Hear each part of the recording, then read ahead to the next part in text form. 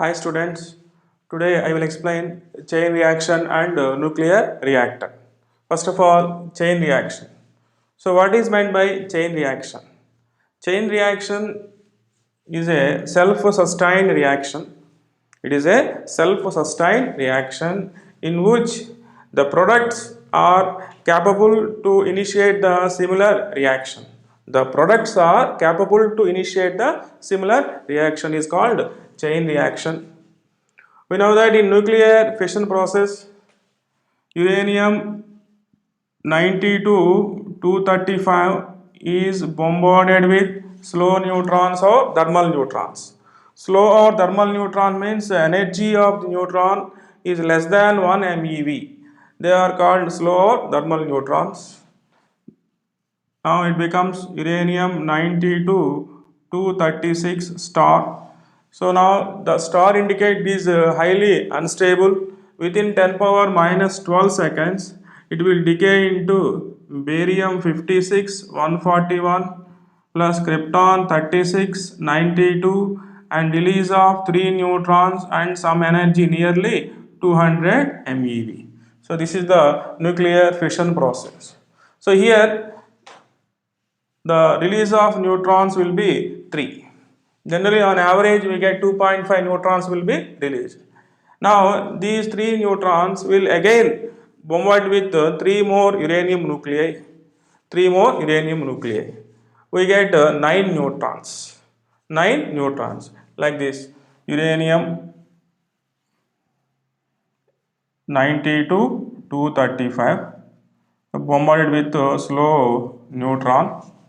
We get barium, krypton and release of 3 neutrons like this. Again these 3 neutrons are combined with 3 more uranium nuclei.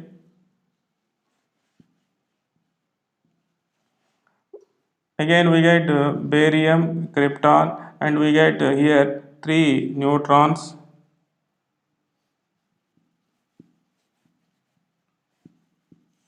And again here also we get 3 neutrons,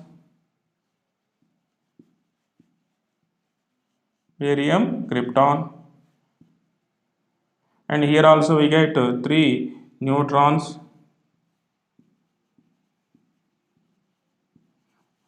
So in this case we get 9 neutrons. Again these 9 are combined with 9 more uranium nuclei, we get 27. So in this way number of neutrons will increases in geometric progression in chain reaction. Now to study the chain reaction we define a quantity that is called neutron reproduction factor. So to study the chain reaction, we define a quantity that is called neutron reproduction factor or neutron multiplication factor. K defined as number of neutrons in present generation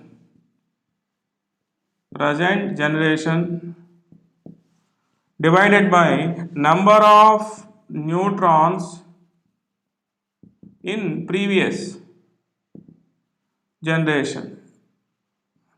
Number of neutrons in present generation divided by number of neutrons in previous generation. That is called neutron reproduction factor. It has no units and dimensions, simply a ratio. Now here, if k equal to 1 means number of neutrons in the present generation equal number of neutrons in the previous generation, so that the reaction undergoes steady state or critical state. For critical or steady state, k equal to 1. So number of neutrons in the present generation equal number of neutrons in the previous. So it is under steady state. So it is a principle of nuclear reactor. If k greater than 1 means the number of neutrons will go on increases. Means number of neutrons will be present generation will be greater than number of neutrons in previous generation. Means number of neutrons will go on increases. That is called supercritical state. supercritical state. So in this case, number of neutrons will be increases rapidly, so that it leads to the atom bomb. So it is the principle of atom bomb, that is a supercritical state. And if number of neutrons is present generation will be less than previous generation, means k less than 1, that is called subcritical. So number of neutrons availability gradually decreases, so that the fission reaction will be stopped, means it is incompleted. So by using this factor we can study the fission chain reaction. So number of neutrons will, present generation will be equal number of neutrons in previous generation, so it is under steady state, that is called critical state. If number of neutrons will go on increases with the time, that is called supercritical state. If number of neutrons will be less than 1, that is called subcritical, means number of neutrons will go on decreasing with time, so automatically the availability of neutrons will be decreases, and finally reaction will be stopped, means incompleted.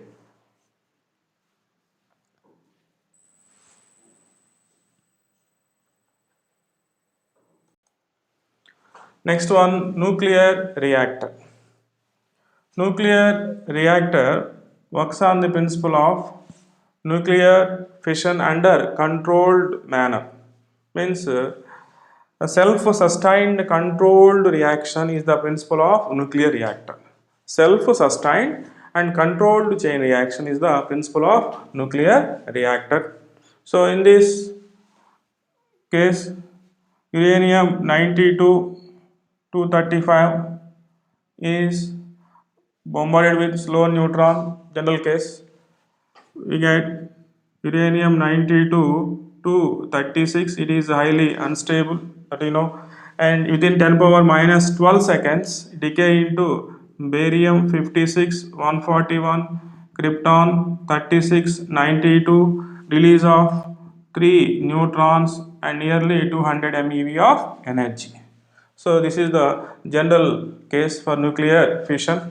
So here fission fragments, here barium, krypton, not only barium we get remaining also. So now remember this equation, this is the best.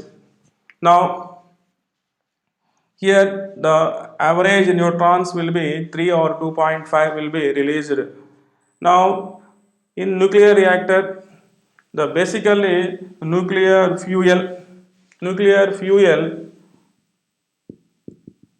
means we are using uranium, thorium, plutonium, these are the nuclear fuels are used. And next one is moderator. Moderator, the aim of moderator or the purpose of moderator is to slow down the fast moving neutrons, because the neutrons are released during the fission process immediately is called prompt neutrons, because these are 19% of 99.9% of neutrons will be released within fraction of seconds. So these are called prompt neutrons. These are very high energy. So these are not participate with further nuclear fission process. So now to control this by using moderator to slow down or control this fast moving neutrons and maintain the nuclear chain reaction, and graphite and heavy water is used for best moderators. And next one is control rods. Control rod, the purpose of the control rods is used to absorb the neutrons and thereby controlling the chain reaction, because here it is under the control manner, sustained and controlled chain reaction. Number of neutrons, you know already, number of neutrons increases in geometric progression. So if it is increases like this, it become uncontrolled, it leads to the atom bomb. Now, so by using these control rods, we can control the reactions. So the rods are moving in and out, so that by absorbing some neutrons and thereby controlling the chain reaction. And so boron and cadmium are used as a control rods. And next one is coolant. The purpose of the coolant is simply it will absorb the heat developed in the nuclear fission process. Already we know that here 200 MeV of energy will be released, means 0.1% of mass converted into energy. and this energy is absorbed by the coolant. For example, water is circulating throughout the reactor, so water will absorb this heat, it become steam. By using this steam, we can run the turbines. In this way, energy will be converted in one form to another form. And protective shielding, because during a nuclear fission process, nuclear radiation will be emitted, like beta radiation, gamma radiation will be emitted. So now to avoid this, the surrounding of nuclear reactor with controlled manner, so construct with a thick concrete walls, they are called surrounding or protective shielding, that we called protective shielding, so that to avoid this radiation. Now the general diagram for this,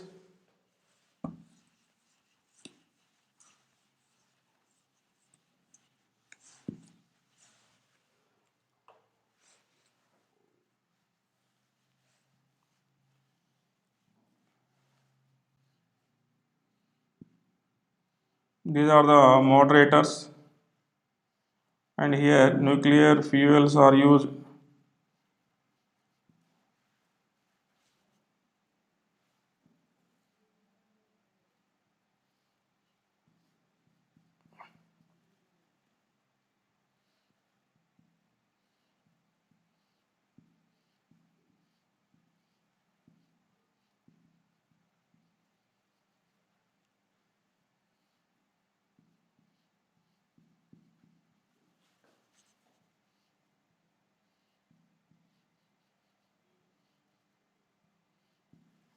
So these are the moderators,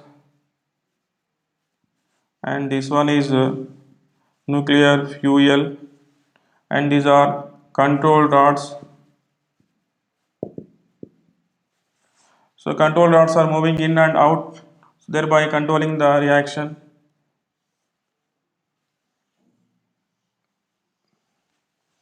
And here protective shielding will be provided around this. It is a thick concrete wall to avoid the radiation. The thickness of this wall is around 5 kilometers, 5 meters, around 5 meter thickness. And here water will be circulating in and out. So by using circulation of this water in and out,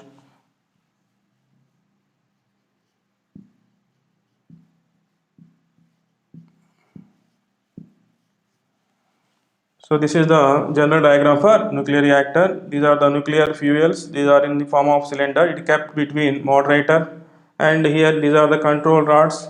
By using control rods, we can control the number of neutrons generated. So they are moving in and out. If they are moving in, mean they absorb the neutrons, thereby controlling, and they are moving out, so there is no absorption. So in this way, they will absorb the neutrons, thereby controlling the nuclear chain reaction. Now the power of the nuclear reactor P equal to Ne by T. The power of nuclear reactor P equal to Ne by T, where N by T is the number of fissions per second, and energy released each fission is E. E equal to nearly 200 MeV, that is 200 into 1.6 into 10 power minus 13 and joules. So energy in each fission. So power of reactor P equal to Ne by T, where N by T is the number of fissions per second and E is the energy in each fission. Very very important formula. And by using this nuclear reactor, we produce electric power, that is called power reactor, and also to produce radioisotopes and produce radioisotopes. They are used in medicines